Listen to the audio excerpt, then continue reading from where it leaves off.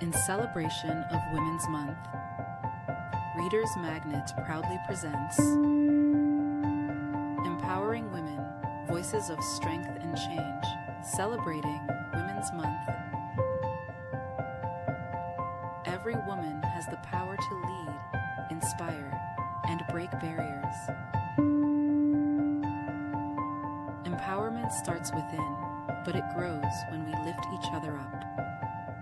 Together, we rise, we succeed, and we create change. Let us all welcome our hosts. Tish Barnhardt, an author, speaker, and recipient of the International Book Impact Award. She empowers others to overcome hopelessness and reach their potential through biblical principles. Marviette, known as the IT Consultant for Women, Lady Million Marviette empowers, inspires, and supports women in discovering their true selves while transforming the lives of 1 million women globally. Ladies, take the floor. Hey, everybody. How y'all doing? Wonderful. It's so good to see you, girlfriend. It is good to see you too. Here we are for another round of women's empowerment this time. Yes, How about it? I'm wonderful. It's exciting. Women's History Month. Absolutely love it. Who do we have with us today? So who we have with us today, we want to welcome Miss Doris Levon, author of Somewhere in the Middle, I Found Me. Hi, everyone. Hello, friends. Hi. And we have Miss Ellie Gazzetta, author of One Caregiver's Journey. Welcome to the stage, Miss Ellie. Hello, Thank Miss you, ladies. Ellie. Thank you, ladies. Who else do we have with us, Tish? So we've got Dora Trebelek, who has written the book Luisita is Sick. How are you, ma'am? How are you? Good. And then we also have with us Victoria Granicki. Okay, I think I pronounced that right. How you doing, Victoria? Thank you. Good to see you. Absolutely. So good to have you guys with us. Is there anybody else that we have? No? Did nobody else come on? All righty. Well, listen, guys, I'm so happy to have you all joining us today on this roundtable for women's empowerment. We're super excited to hear from you as well. So just to give you guys an overview, and those of you that are watching us live out there right now, we're going to be honoring, of course, the achievements of women globally. And of course, we're going to be discussing some of the challenges that our women have faced today and in times past. And also, we're going to be encouraging future progress. So y'all stay tuned. Marvie, I'm going to turn it over to you. All righty. So an explanation of Women's History Month globally and locally. We want to tap into that. So the significance of Women's History Month, ladies, it's more than just a celebration. It is a time where we are recognizing and honoring the resilience, the achievements, and the impact of women across generations. And we have several generations on with us on today. And so it serves as a reminder that the struggles we have all fought, the progress we made, and the work still needed to ensure gender equality, empowerment, and representation. And so from a global perspective, internationally, Women's History Month aligns with Women's History Day, which was on March 8th, and we celebrated that, and it is recognized in the United Nations. And so it is a social time to celebrate our economic, our cultural, and our political achievement for women. So countries around the world use this time to highlight the importance of gender equality, advocate for women's rights, and push forward initiatives that uplift women in every sector of society. And then locally, on a local level, Women's Month allows us to reflect on the contributions that we and women in your community, my community, our community, whether it's been in a business, leadership, family education, social activism, or entrepreneurship. And we have all of that on with us today. So it is a time, I want you to remember, it's a time to highlight the victories of women. Each one of you all that are on here, you have paved the way, and it's a time to support who we are still striving to change. So we're happy to have you all here on today. Absolutely. Thank you so much, Marviette, for that. Thank you so much. I'm telling you, we have a powerhouse on here today.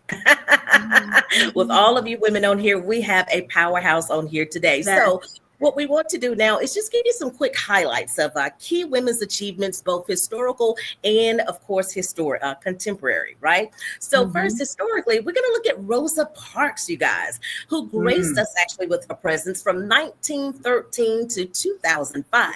She, of course, is a civil rights icon. Now, Parks' refusal, of course, to give up her seat on a segregated bus sparked the Montgomery boys' boycott, becoming a key event in the civil rights movement. And I want to tell you something, that is an extreme accomplishment, right?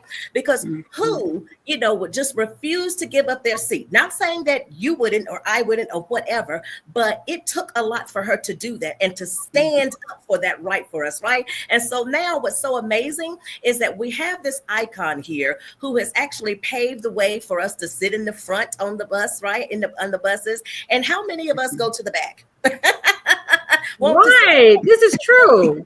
Yes, want to sit in the back. I'm like, listen now, this lady just almost risked her life for us, okay? So listen, we're going to take our seat in the front, okay? So I just wanted to bring that up real quickly. And then now we have Emmeline Pankhurst, who actually graced us with her presence now from 1858 to 1928, a women's suffragette leader. So now Pankhurst's leadership in British suffragette movement helped secure women's right to vote in 1918, advancing the global women's rights movement.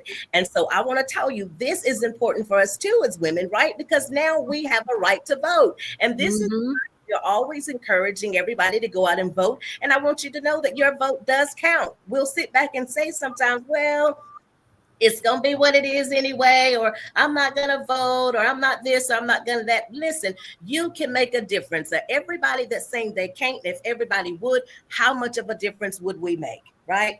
So listen, I want you guys to get out there and vote next time. All righty. So Marviette, I'm going to turn it over to you for our contemporary women. Yes, thank you so much, Tish. And I'm super excited to spotlight this amazing, phenomenal young lady, our VP, Kamala Harris. So she was born in 1964. She made history by being elected as the very first female, first Black, and first South Asian vice president of the United States in 2020, breaking new ground in American politics and providing inspiration and future generations of women leaders. I loved her early career. She didn't just hop into politics. She started out as a district attorney in San Francisco, where she was known for her efforts in criminal justice reform.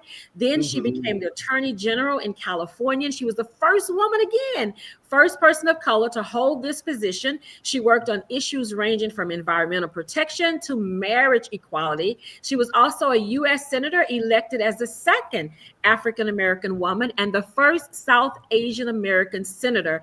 Ms. Harris advocated for healthcare reform, environmental justice, and criminal justice reform. And then as vice president, since taking the office, she focused on addressing root causes of migration, expanding voting rights, and leading efforts on maternal health.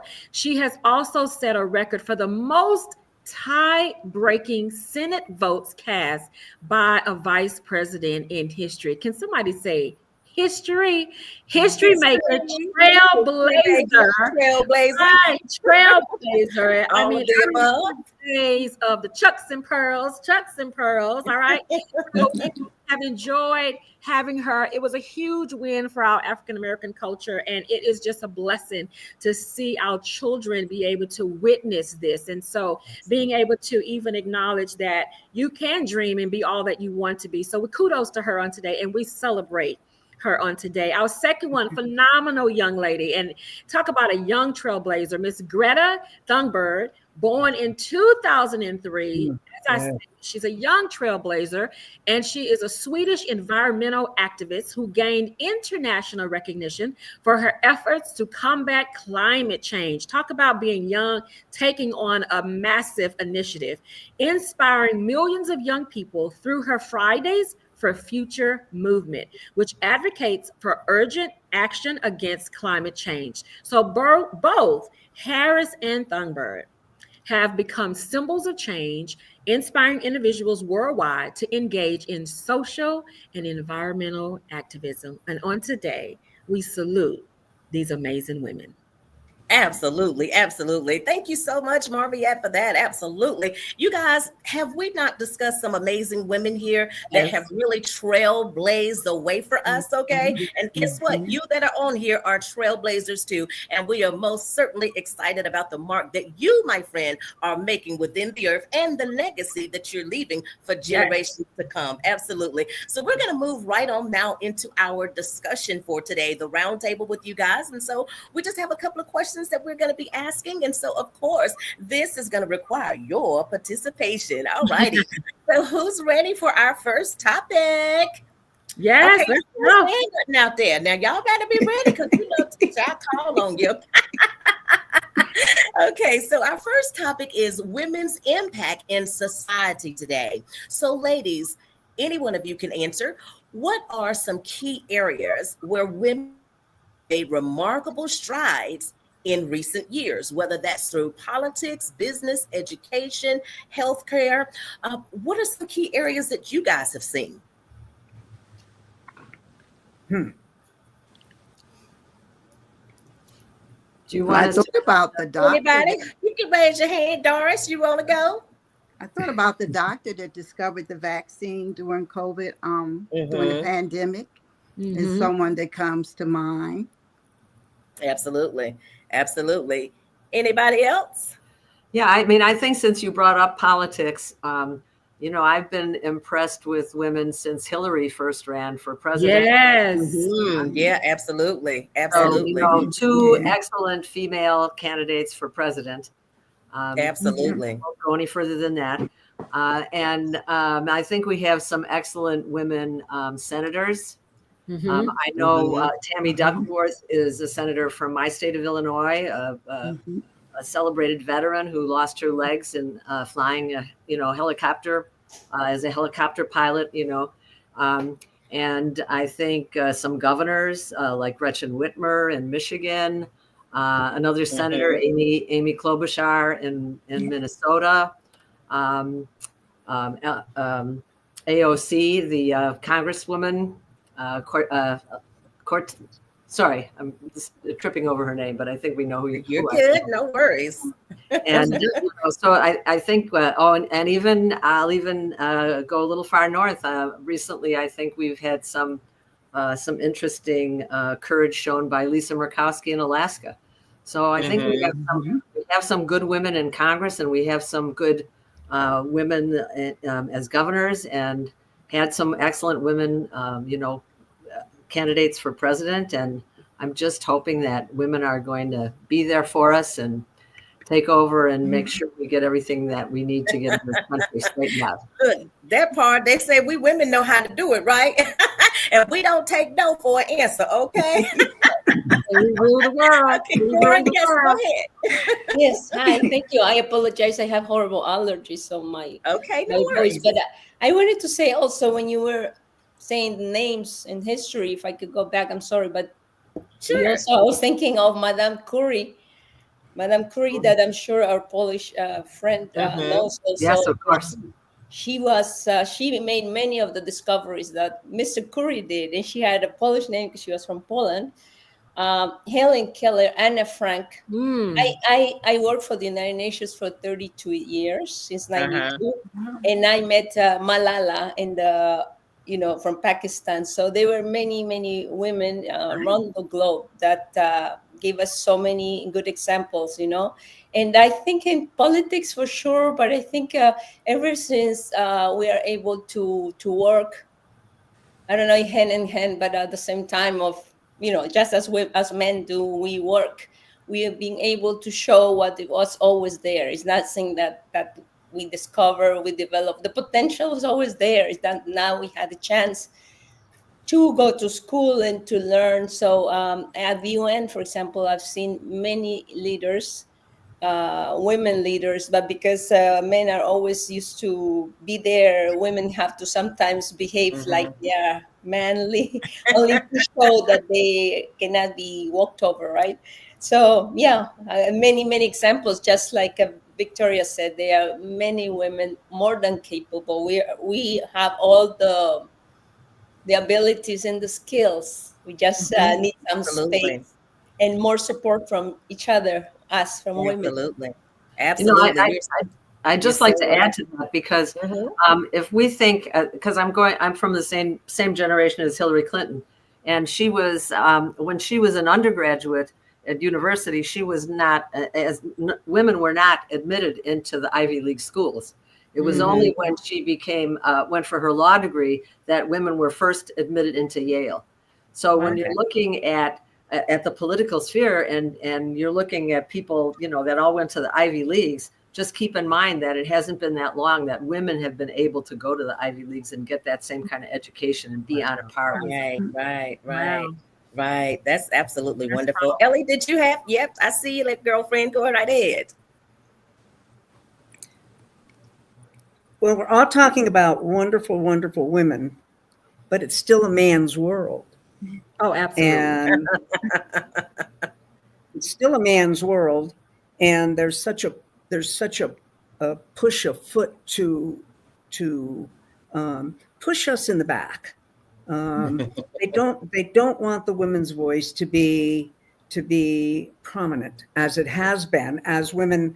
And now in my generation, you know, the burn your bra and the equal rights amendments and moving everything that the women before us started, moving it forward little by little by little by little. It feels as though they're chipping back, and we are losing, and I don't want to say losing ground, but we're losing. We have so many women, and you all have mentioned them. We have so many women who have come forward, and it's still felt as though, you know, women need to take care of the kids. They don't need to be in the front of the camera. They don't need to be telling their side. They don't need to be these young women like Greta and the young woman from that Dora mentioned, the young she's Malala. not in Afghanistan. Yeah. Yes, those two. I mean, they weren't afraid to stand up to the politicians. They weren't afraid. And so we have to hope that the Gen Zers and the millennials come forward and the AOCs stand up, because they're smart, they're bright, they've got a lot to offer. Absolutely. And Ellie. the men just do not want to relinquish. They don't want to relinquish. One of the areas that I also think that women have made strides in the medical field is in the areas of autism, in the areas of Down syndrome, in the areas of the children, the vulnerable children, the special needs, the kids that are, and of course, we still need to make a lot more strides. But I think that we're still not standing on the podium next to the boys. We're close, but we're still not where we need to be. I hear you. But listen, you know what? This is how we began to take a stand, right? Because we see what has been done in times past. And we also see now, you know, what many are doing right now. They have made some great strides. You know, women have just moved, you know, from primarily domestic roles, okay, to holding executive positions now, to leading businesses now, and of course, shaping policies now. And so with that being said, I know that there's a lot of ground that we still need to make, but guess what? We're making it, because we're making a difference, you know. So the men folk, y'all get off your little high horse out there, because the women, we coming up, we dominate, okay? We dominate, all right. So that kind of just leads me into the next question here, with how has women's involvement in the workplace and leadership roles evolved over time? So anybody can take that, and then we're going to move right along to our next topic. Anybody got something they want to share with that? No? Sure, I can start. Okay. I mean, I think that back when I started my career, back in the 70s. It was very difficult to get a job, even if you were married and of childbearing age, because the assumption was that once you got pregnant, you were going to leave the workforce. You couldn't, similarly, you couldn't get a mortgage on a property. You couldn't, as an individual woman, for sure. And even if you were married, they wouldn't count your income as part of the family income to give you the mortgage. The mortgage. I mean, of course, we've all heard about not being able to get credit cards and so forth. But I think there has been a tremendous change in the ability of women to continue their careers, even though they're trying to balance, with raising a family. And we might be moving more into some other questions you have in mind, but I think one of the things what I would really like to see in this country more is a real emphasis on family values, not just lip service, but family values where there is a decent maternity leave, for example, paid maternity leave, which is true in most of the developed countries in Europe, certainly. And better accommodations for balancing work life and family life for women, because I think that's really the thing that drags us down all the time, is that, if we're at work and some problem happens with our kid, we're the one that's got to take off and run home, not the husband, It's the wife that's got to run home and take care of everything. Yeah, So you're absolutely right. Absolutely right. All right, Joe, we're going to get you real quick, and then we're going to need to move on to our next question. Sorry. I just wanted to piggyback on what Victoria said. Very similar, because I remember when I worked for the United Nations, I started maybe at 23. I remember I have to go and express milk in a room that was almost the bathroom. So I was, instead of relaxing so that you could express milk, you'll be knocking on the door. So I would get nervous rather than relaxing. So how can I express, right?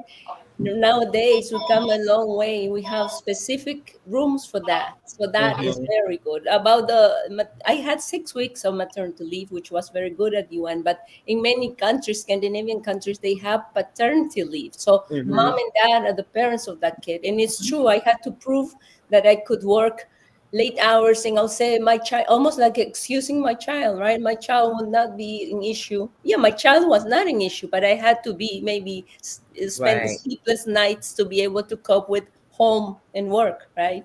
So yeah, I just wanted to add that. So it's always been hard, and I think even for women, and I know we can talk openly, but even having your menstrual period as a woman, that's already difficult. It's more expensive than men's life, because every month you have to spend for that, right? Yeah, absolutely. I tell you, the men folk, they don't know how good they have it. Hallelujah. That's for sure. I'm trying to tell you the things that we women have to deal with and carry. Oh my goodness, that far. Well, Marviette, go ahead and turn it over to a topic. All right. So our second topic, ladies, is the challenges women still face. And so as we talk about this, while women have made significant progress in various sectors, they still encounter numerous barriers. And it's good because Victoria and Dora, you just led into talking about some of those barriers. And so in both personal and professional spheres. So addressing these challenges is crucial to fostering a more inclusive and equitable society. So let's talk about this question. What are the biggest barriers outside of what you've already mentioned that women continue to face in both their personal and professional lives? Who wants to open up with some of those? I know we already talked about that work-life balance and the carrying of responsibilities. So what's some of the other barriers that you think women face, personal and professional? I think women are still viewed as the lesser of the two sexes. Now that we apparently just have two sexes, but women are the lesser.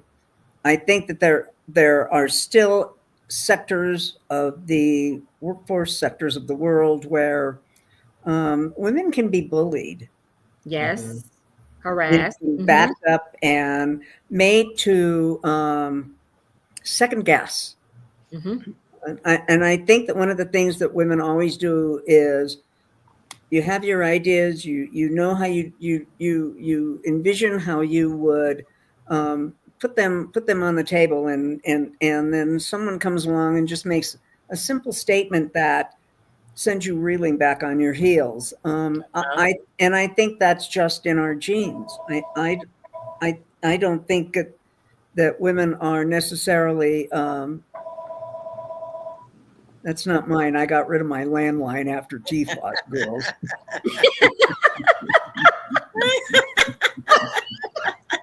Did you, Ellen? You got rid of it? Oh, I have. But Oh goodness. It's we have to be able to figure out how to move forward without feeling as though it's always a struggle. And Right. even though we can band together as a group and we can move forward, but I will tell you, I'm gonna back up a minute. Here in Colorado, there is both maternity and paternity leave up to 3 months. Oh, wow. My my great nephew had a child in November, and they were both able to take off. She went back to work before he did, and then he had another 3 weeks with the baby. So some sectors will still do that. So that's a step forward. Right. One of the other things that I want to mention is in the area of that's always been a women's world that men are becoming more and more involved in is as you know, close to my heart, is caregiving. Yeah, definitely. The pandemic I think changed family life considerably as we went into lockdown and families took their elder ones out of assisted living and brought them into their homes. And then we're smacked in the face with the reality that they had to continue to make a living. Their kids were learning remotely. And then all of a sudden they have someone who's elderly and needs care that they have no idea how to take care of. And women have assumed the lion's share of that as well. Caregiving. Yeah. That's Okay. very important. That's very important to note that the men have been thrust into some of the women duties. They really have, but the men do have to understand we are here and we are here to stay. That's hard. We are Thank here you. to No, but anyway. Okay. So Thank what you. about some others? Anybody have any other barriers that you've noticed, whether personal or professional? Go ahead, Dora. Rather than barriers, I would like to talk about our strengths. That is being more or less the same, but the other side. That I think we, like Ellie said, that we've been bullied many times, and that starts even from our young years. And some women sometimes promote that they'll say, "Oh, she isn't." Again, about the menstrual period, she's in her days. Oh, PMS. Yes. Make fun of something that is actually difficult. Something that it's hard for us to deal with. Also, I think that we should be more confident as a group, but also individually, about our feminism, our authenticity. If we are in a role of leadership, rather than trying to be like all the boys and the men with the mug and the marching down, or I don't know what, or trying to yell, because some women, I've seen them high rank, they tend to yell. And I'm like, why are you yelling? Because they think they are soft and sweet. And maybe that's their demeanor. They are soft and sweet, which is okay and which is wonderful. You can still come across as strong, and you can show that you're vulnerable in a different way. And that's a way of showing your strength. But we have to kind of remember that our strength is in our softness, maybe our nurture way, our maternal instinct, So that's, I think, rather the opposite. So that's not our barrier, but we should kind of work more on that and bring it to work too. Absolutely. So if we can go ahead and jump into that, because that is what is next, some of the breaking down barriers and creating change. But before we jump on, did anyone have anything to say about gender pay gap? That's a barrier. The glass ceiling and leadership barriers for women, right? And you touched on it at bullying, but we have workplace harassment. You know, we have the Me Too movement. And then we also have lack of mentorship and networking opportunities when you are in your professional career. There's a lot of things that they do for the men, but there's not a whole lot that they do for women. Somebody else already touched on access to health care and reproductive rights. And then we have the gender-based violence. And so women face safety concerns, which also limits your freedom and your opportunity. So those are just some of the barriers that we are continuing to face. And so now the second question is breaking down those barriers. And so that question is, how can we break down these barriers? Ms. Dora already started. What roles do men and women play in overcoming these challenges? So who would like to start that? Breaking down some of the barriers. What are some of the things that we should do? Anyone want to start? What do you think about empowerment, self-empowerment and advocacy, right? Information from young age. Oh, I'm sorry. Yeah. No, go ahead. Go ahead, Dora. No, I think that we should, because at the end, we always preach to not older, but we all grown up. So we already there. But we could prevent that, like with the doctor, instead of giving us a medication to solve our medical issue, we could prevent it. So when we can prevent it is working with children, but not only with women, because we tend to motivate girls.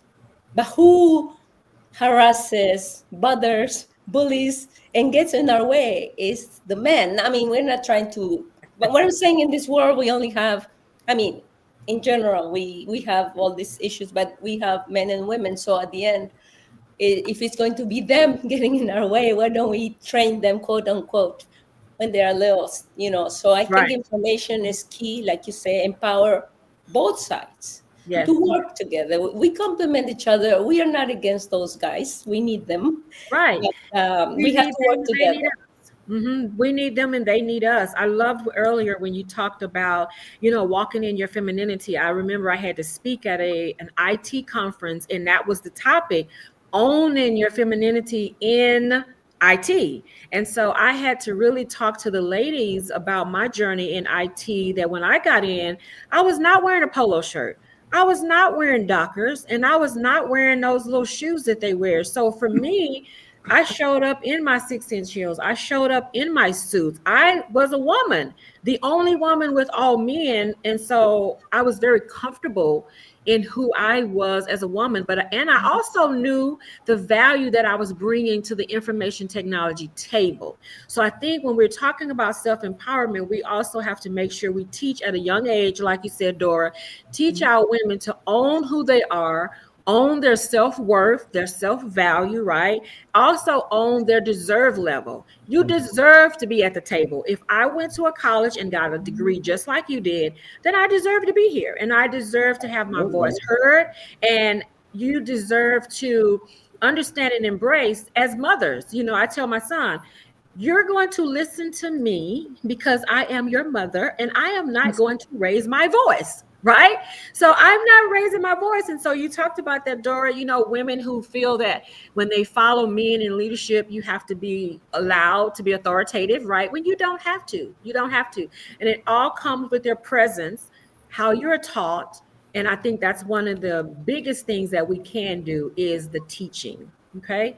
Any other things that we can do for change? You hit upon a point that brings me back a long way. And when I was when I was a legislative analyst, I was a legislative analyst for 2 state agencies. There weren't many women. Right. There weren't many women walking around among the lobbyists. There weren't many women, and there weren't many women that were supporting those men. people would say, "Oh, you're nothing more than a clerk," and I'd say, "Well, it's my amendment it's the amendment that I prepared. You're sitting in front of you're looking at the bill and the report on the bill and the breakdown on what changes and what was. I did, and it takes a long time to break through these barriers. It takes a long time for them to begin to respect you, right, as a woman, because they were always used to having, because the girl in the room was always the one that was sitting there taking the notes and was always the one who was, yes, sir, yes, sir, yes, right. sir. And I was on a different level, and I was the anomaly. And it took a lot of years for other women to break through that, but they did. And then it changed, and it changed drastically, and it changed overnight. Right.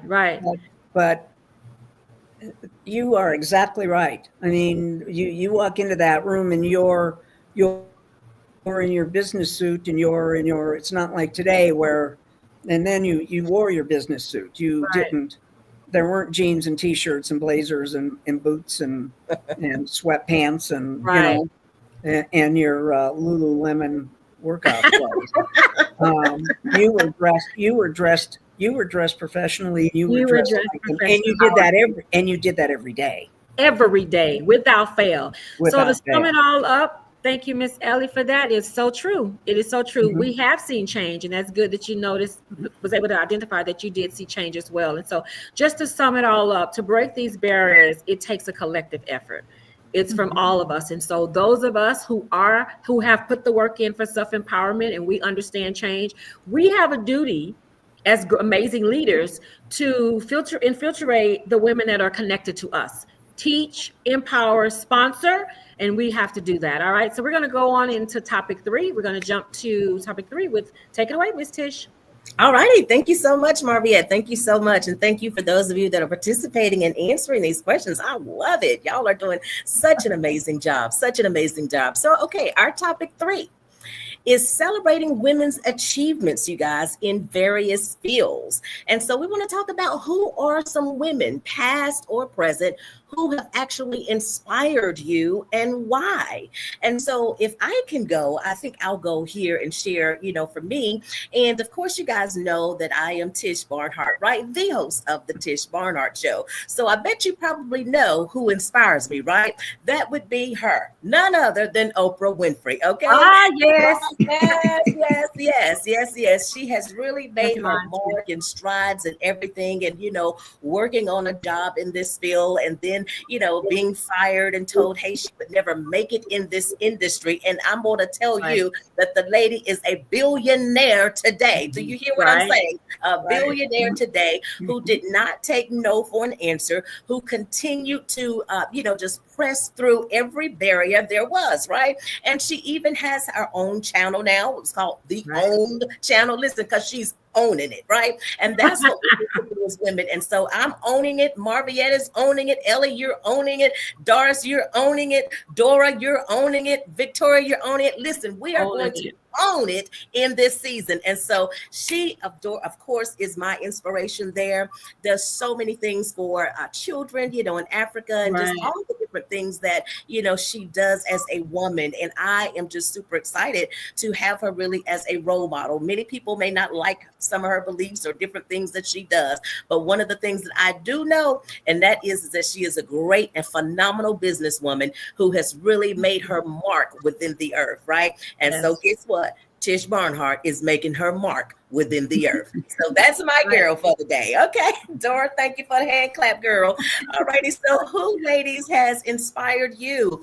Whether it's a woman from the past or present, who has inspired you and why? Well, if I can speak, I'm reflecting on what Marviette said about her wearing her spike heels. And so I'm gonna move forward from spike heels, even though I couldn't possibly wear them myself, to a politician again, Nancy Pelosi. Just that woman walking down the halls of Congress in those spike heels, and she commanded so much presence there. I mean, she was one of the most powerful speakers of the House we ever had. She managed to hold her coalition together of the, the progressives on one side, the conservatives. She knew how to count her votes, and she was unified in what she did in Congress. And then if we go back to some conversation we had earlier, she did that after raising 5 children.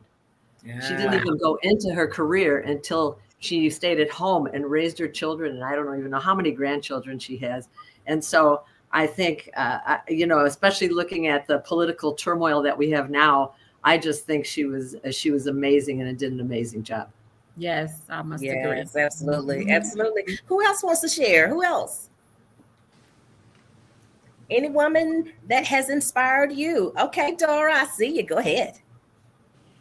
Well, like you were saying, somehow I think of the collective, right? I'm a weird person. I'm an alien. What I mean is from extraterrestrial, right? I feel like I always feel that we are the collective. So for me, it's all of us. Somehow, whatever was already achieved runs in my DNA, and I feel like I did. However I feel, I think I feel confident. When I feel confident, I own it, like you said. I should own it. It's because of all those women. And I'm not even talking, I live in this country. I'm American since I came in 83 when I was 17. Okay. Couple years ago. But I still feel. That's all, just a couple. That also I'm from Peru, Peruvian Chinese. My Peruvian Chinese ancestry also comes in my veins. I was last week with the Convenient Status of Women at the UN, and so all those leaders, all those women. I have friends in the NASA from Peru who are not astronauts, but they're engineers or aeronautical engineers. I was blessed to see so many amazing leaders at the UN that come and visit, not only the people that work there, but I said, like Malala, at this moment I can't even think of anyone, but I also have to say, my mom, and my 2 grandmas, who I don't know how they did it. One was 15 and she had to raise my dad by herself, and so many things that, what's with them, they don't know, accept a no for an answer, and there's no excuses. They are doers. And that's how I feel. You just a mom, and even if you don't have children, you're a potential mom, because you mother your brother, your mother, your husband, your mother when you are older. So we have that instinct. So we always provide. We are providers, and we have no excuses. Like I said, we just do. So I think a lot of people have passed my way, and I am very proud. I'm me. I'm nobody. I'm everybody. I don't know, because I'm not like I'm not a congressperson or anything. Although I was running for mayor of my village here in Elmsford, New York, but things changed, so I decided not to do it anymore. But I wanted to provoke change, thinking she comes from Peru, she wants to do it because the mayor has been there for 18 consecutive terms. So I think it's time for him to, we need to change. So that's my models are. And now I tell you guys, you are also my models. Oh, thank you. Thank you so much. We appreciate that. All righty, Ellie. You know what, Tish? Go ahead, Ellie. My grandmother was 14 when she got married. Oh, wow.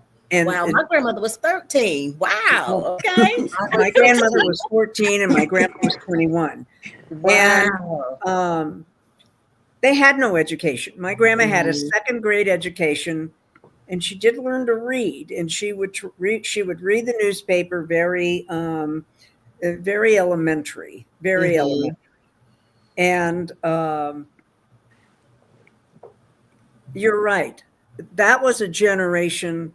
This young generation today couldn't work the way those women worked. They worked that part. Inside their men, they worked. They kept house. They raised children. They did it all. And today's generation doesn't have a clue what work is until you get into what the pioneers and the people that came here, the immigrants, Mm-hmm. And it's those are things that we don't ever think of. We don't go back far enough until Dora did. We don't go back far enough and think about what they did. My mother worked in the field on the side of my father. We had a farm, and they farmed.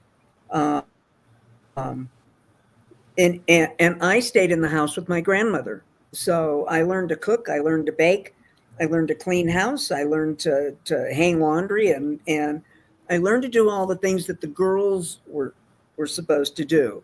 Mm-hmm. But my mother would come in, she'd take a bath, she'd take a shower, she'd clean up, and they'd cook dinner. Yes. I mean, they didn't sit down and watch, they didn't sit down and watch a soap opera. So you mean they didn't watch General Hospital, All My Children? What? You know what? I think we need to give some credence to where we all come from. Right. Yeah. I'm sorry, Doris. I didn't mean to intervene with you. No. Go ahead, Doris. Yeah, it's so funny. I enjoyed listening to what everybody had to say. And, I couldn't help. I know we were talking about people that were in the world that were inspiring to us. And there are so many people in the world that are inspiring to us. But I just couldn't help but to focus on the strong women that we had in our family growing up. I thought about my mom and my grandmom. And it's so funny because, with entrepreneurship, we teach our children, we teach, that we should own our own businesses. Mm-hmm. And as far as I can remember, my grandmother and my grandfather were entrepreneurs. So I grew up with entrepreneurs all around me on both sides, my mom and my dad's side. And my grandmom was, running her business at a time when men didn't even want the women to work. They wanted them to stay, home and watch the children. And they had a big, beautiful home in Augusta, Georgia. And at the end of their porch was my grandfather's barbershop. And then right next to that was my grandmother's hair salon. And they worked these businesses. When we were born, these businesses were already up and running. So you're talking about years and years and years of entrepreneurship, so that was very inspiring to me. And now it makes sense why, even my son and different ones of us, are doing things like that because it's embedded in us. And so that was very inspiring to me. And also when Dora was talking about being a mayor, we have a niece. On January the 7th of this year, she became the first African-American female to become the mayor of our township. And this township this is in 133 years. Wow. And she's young. And so it's so inspiring. Wow. I am so excited for her, because she worked in education for years while our children were going through the system. She was a secretary to the superintendent of the schools. And she went right from that. Wow. To the deputy mayor and then mayor of our township. So look at the amount of lives that will be changed and inspired because they knew her as Cousin Nikki, we knew her as that person, and now she's the mayor. Absolutely. Wow. So that's just awesome. We're so excited for her. We don't know what to do. Yeah, I bet y'all are. A mother, a grandmother. Yes. She's young. She's a young woman. Yeah, that is an extreme accomplishment, Doris, for your family. And I know you guys are super excited about that. Absolutely. Yeah. Let's go right on into the second part of this topic, you guys. So we talked about who were some women, that have been that were inspirational for us. So now I want to talk about what is the significance, you guys, of celebrating women's contributions to science, political, art, or whatever. What do you guys got to say out there? What is the significance of celebrating women's contributions, you guys? Any takers? All right, Miss Dora. I think that to know something, first you have to have something happening in your brain. For me, in my heart first. First, you feel it. You feel it here, but I feel it here. That you, like you said, Tish, we own it. We know who we are, but not everybody knows that. Unfortunately, not. Many girls, women, young girls mainly, that are wandering around and they don't know if they should go with this guy and the other guy, and before they start studying, which they wanted to do, but then they became pregnant and I don't know what, and their Mhm. didn't happen. It's because they didn't stop and think, or they didn't have the people around them that could be also friends, because mom and dad or mom or whoever can instill in you the Mhm. best school too, but you yourself didn't take the time to Right. and think who you are, and to give yourself a pat on the back and say, I got here. Like I said, Right. I think of the collective. Maybe I didn't get here by myself, but we got here. And I'm Mhm. this strong woman and I deserve the Right. best. And I am Right. authentic and I'm going to achieve my dreams. But if I don't know who I am, I don't know where I come from. I don't know where I'm going either. So I think it's very important to Mhm. realize who we are, how valuable we are. And if we don't feel valuable, then maybe it's time to start writing a list and realizing that we are unique and amazingly valuable. Absolutely. Absolutely. Anybody else? Yeah, Anybody else? I think we Yes, have Victoria. to. I think we have to impress upon all the girls and young women that we're raising and that we're mentoring that we have to imagine that we have to take care of ourselves in our lives. We can't Mhm. depend upon anyone else. I mean, we might have this nice, wonderful boyfriend when we're in high school, but or when we're young, but he's not the one that's going to take care of us. We got to figure out, if everything else disappears around us, how are we going to do it on our own? And I think Mhm. I think it's really important to have mentors in that sense, because it's Yeah. helpful to say, okay, somebody before me, a woman before me did this. Maybe this is something I Right. can do, instead of thinking, oh, Absolutely. well, that's not for me, or that's not for my type of where I've come from. I can't do it because, I don't know anybody that's done it. So I think those things are Absolutely. very important, how to take care of ourselves and how to hopefully have those mentors that we can see have done it before us, and then we can do it.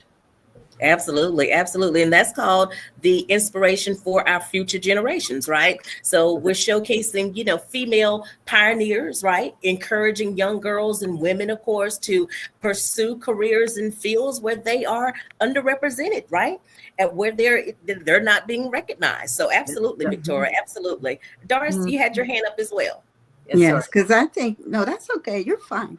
I was thinking that it is a huge encouragement and inspiration for people to be able to see things that have been done before, but it's also Mhm. encouraging and inspiring for somebody to step out, in faith and do something that's never been done before. Maybe Absolutely. you have a dream or something on the inside that's never been done before, and there is Mhm. nobody before you because you're the trailblazer. You're the one that's That going to set part. that path in motion. Yeah. So I think, when you see situations where the odds were against people and stacked against them and they still did it and they succeeded, it's just all the more inspiring to go forth and to do, what's in your heart to do. Absolutely, Doris. I couldn't agree with you more. And I always tell people, if you have a goal or a dream, Yeah. to never give up on that goal. Why? Mhm. Because it does not matter who you are, right? To become a success. That's You right. can be the trailblazer. You can be the first one in your family. You can be the first one that has ever done it, right? But the Mhm. important thing is That's right. recognizing who you are and then whose you are and then going after it. Absolutely. That's right. Hey, I see you, friend. What's the significance? What you got to tell us? I know you got something.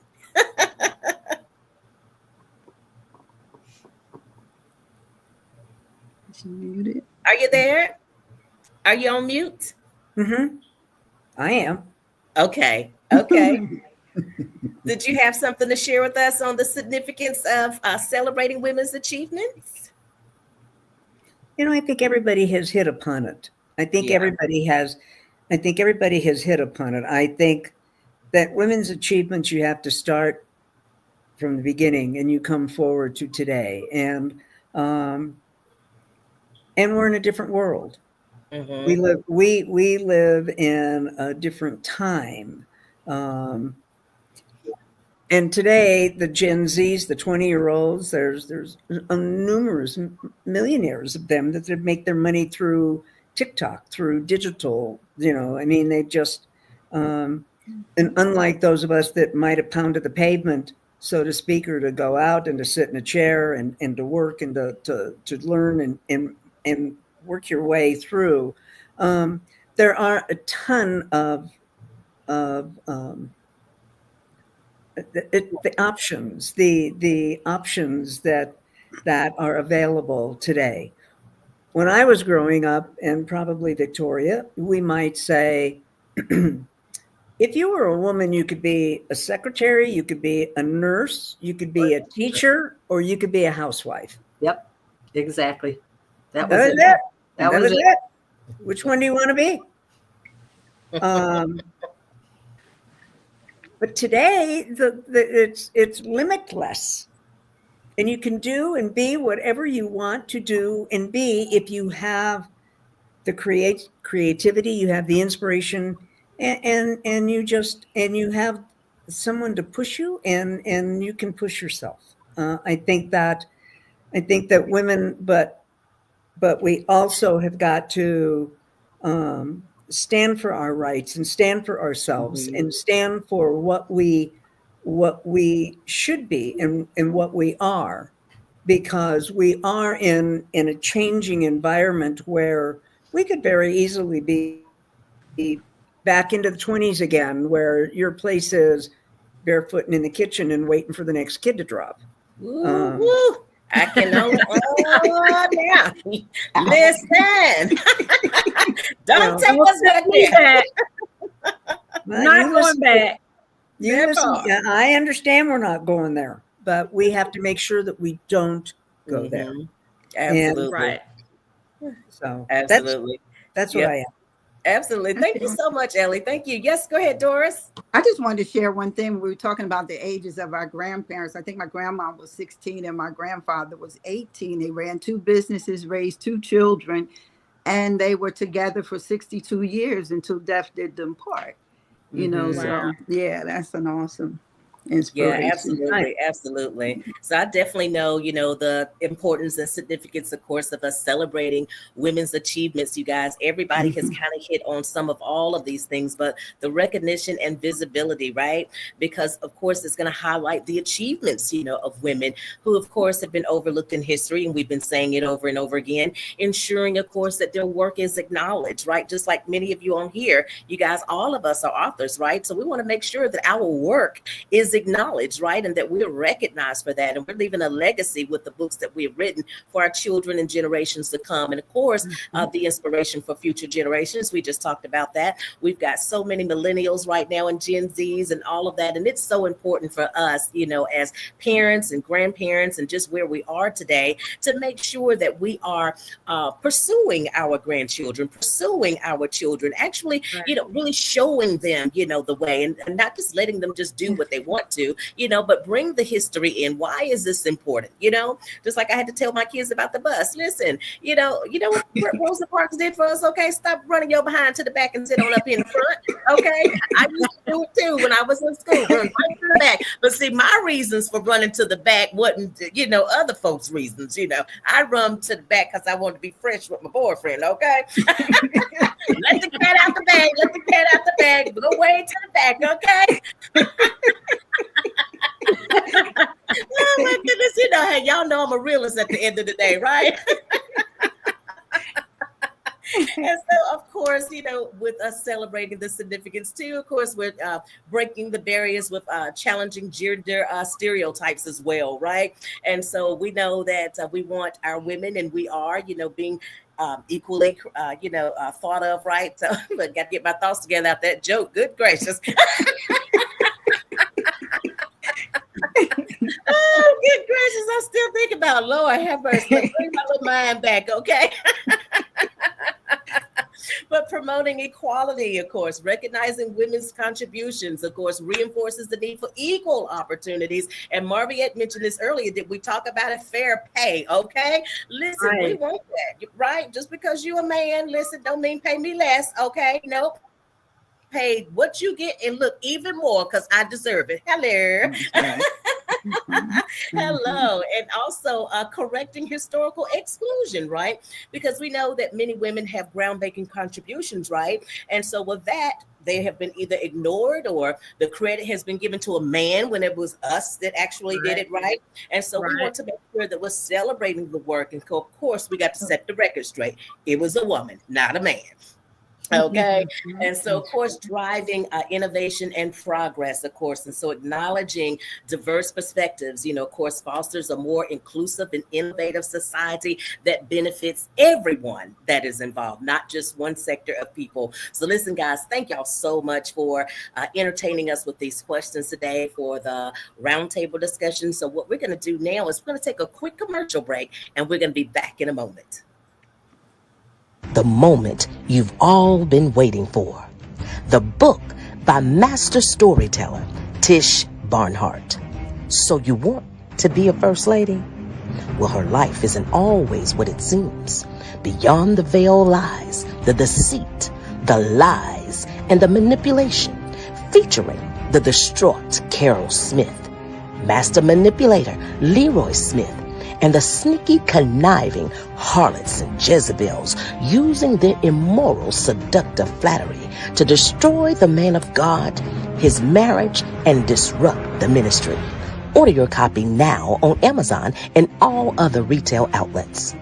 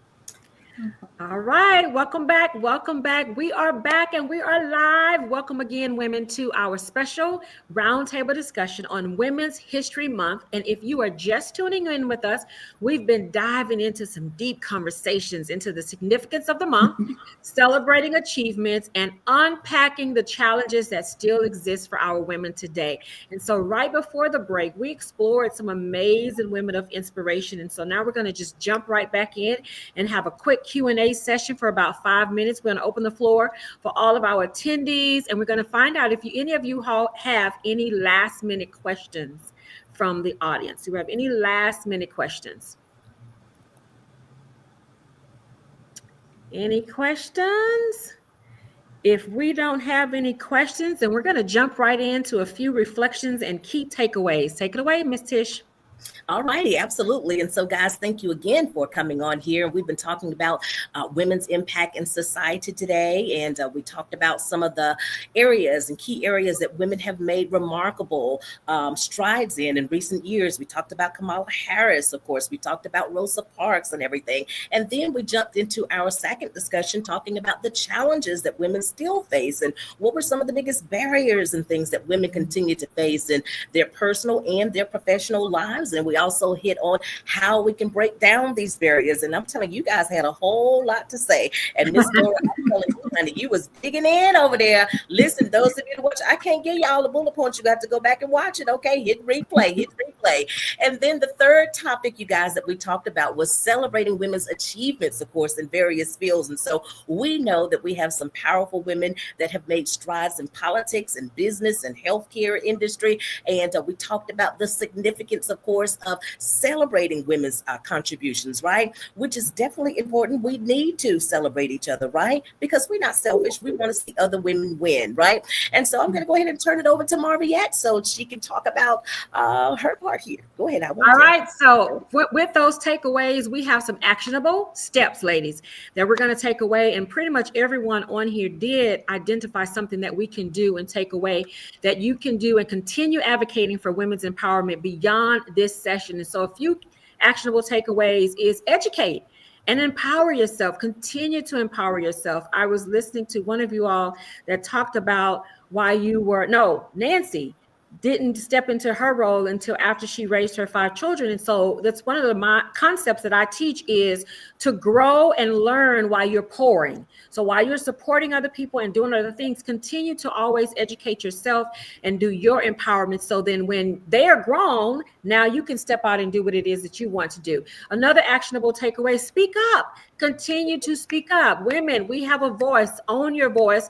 When you are offered an opportunity to the table, and if you disagree, practice, learn how to intellectually and intelligently convey your disapproval. Okay, we don't get emotional. You know, they like to say we're all in our emotions, but practice and learn how to speak up. You have a voice. Support other things that women are doing.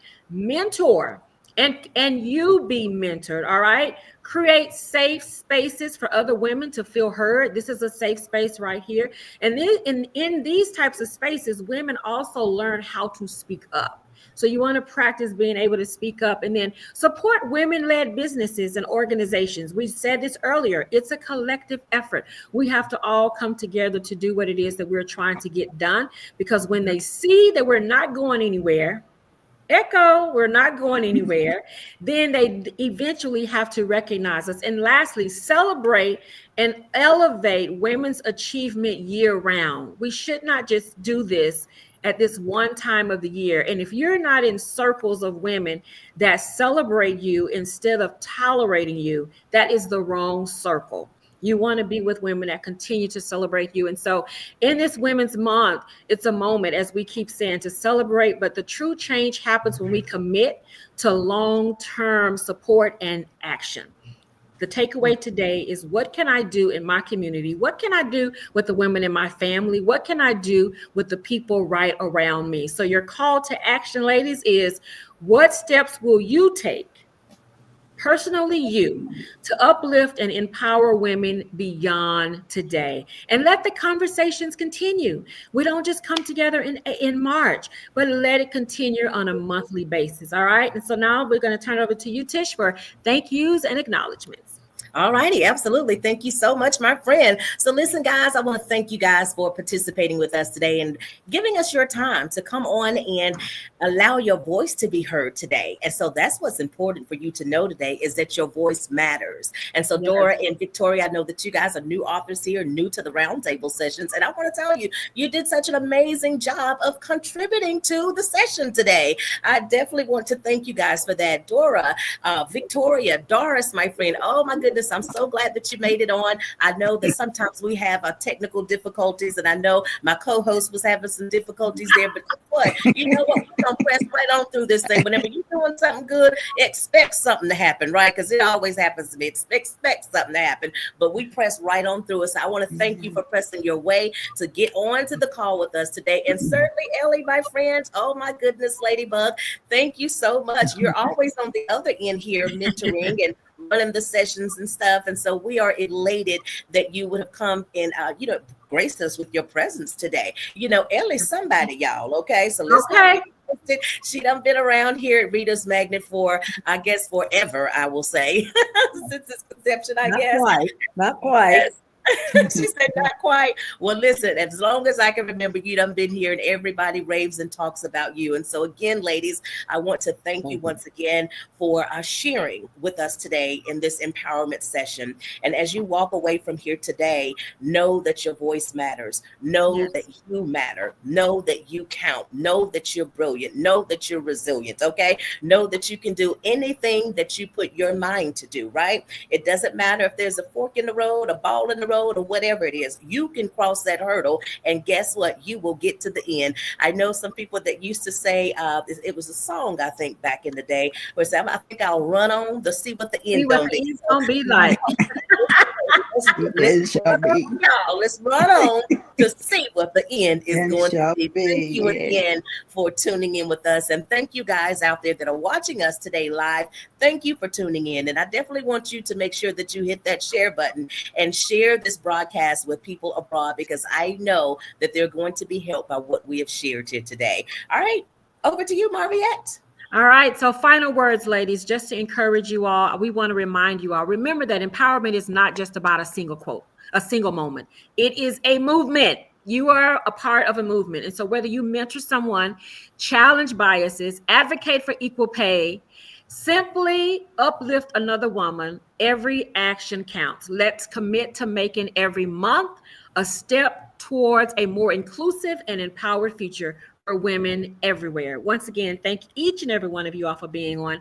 Thank you, listeners, for tuning in. Ladies, stay inspired, stay encouraged. Let's keep pushing. And as we say, we will do it all together. Yes. Absolutely. Absolutely. I love that, Marviette. Lady Million Marviette. She said, we will do it all together. And that is what it's about. And so now I definitely want to pose a call to action here, of course. And so I want you guys to consider, and those of you that are watching us, and many of you may be doing this already, but I want to encourage you to take part in local or global women's empowerment initiatives, right? This is important that we back one another, because Marviette said it just so perfectly. You know, we do this thing together, right? And so some of the things that you could possibly do is consider vital voices. Vital voices. We're talking about our voices count, right? And our voices matter. So Vital Voices actually invest in women's leaders worldwide to promote economic empowerment, political participation, and human rights, right? So that's something that we can do.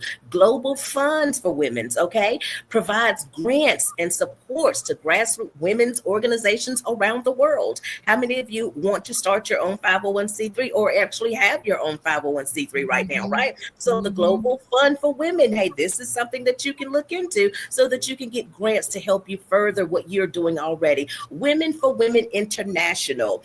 This helps women survivors of war and conflict rebuild their lives through education and skills training. I remember on one of our last roundtables, we had so many authors that had written books, you know, that had been in the war, right? And so this is an initiative, of course, that we can take part of, okay? And Malala Fund focuses on education for girls, right? Particularly in areas where they have been denied access for schooling. And so these are some important things here that you can do. You can find women's shelters in your local community that you can be a part of. But listen, be found being a part of something and doing something to further another woman or another young girl. Over to you, Marviette. All right. And a couple other ones that are global is the UN Women. So yes. women.org. That's a global initiative for gender equality and women's rights. And of course, I have to be biased to technology. Girls Who Code, girlswhocode.com. That's empowering young women in tech. And so that's something I do now is I work with other organizations. There's one called Be Geek, and just trying to, you know, I speak at schools, trying to help women and young girls to understand it is a career. If you love it, don't feel bad and think it's all boys career. You can definitely get in it as well. And more importantly, just stay connected. Follow women-led podcast authors, which is all of us, and thought leaders who inspire action. That's who you want to get connected with. And just like you're doing today, kudos to each of you all engaging with online platforms that promote gender equality and social change. All right. And then start the conversations in your community and in your workplace to drive awareness and inclusion. All right. So that's what we want to wrap up with on today. And we're going to jump over to a closing quote by myself, Lady Million Marviette. All right. My closing quote is: empowered women empower the world. Gender equality is not about giving women power. It's about recognizing and unleashing their power within. When women have equal rights and opportunities, they do what? They rise. Women, remember, as we rise, so shall our families and communities. Ladies, still we rise. All Take right. it away, Miss Tish. All righty, all righty. Well, I am going to be short and sweet with my quote here for you guys, and that is this: strong, brilliant, resilient women don't compete. They empower, inspire, and lead with purpose. So I want you, my friend, to lead with purpose. All righty, guys. Well, Marviette, that is our session for today. I'm telling you, this has been such a marvelous, marvelous event here put on by Reader's Magnet. And so, Marviette, as we say here at Reader's Magnet, we share your story with the world. Bye, everybody. Bye.